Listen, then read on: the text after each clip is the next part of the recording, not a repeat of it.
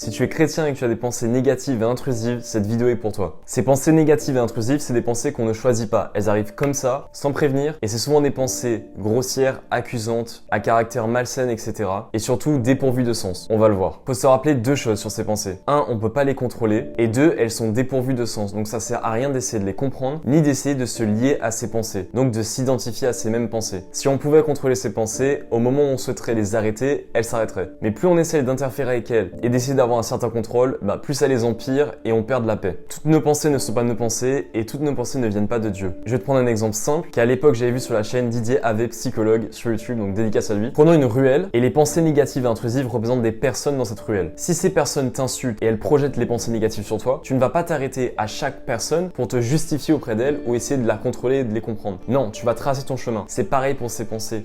Tu traces ton chemin et tu ignores. Donc le propos de cette vidéo, la solution, c'est d'ignorer ces pensées. Ces pensées négatives et intrusives, tu les ignores. Tu n'y prêtes pas attention, tu les abandonnes. Merci vraiment à ce monsieur Didier Ave parce que sans lui, j'aurais jamais pu comprendre.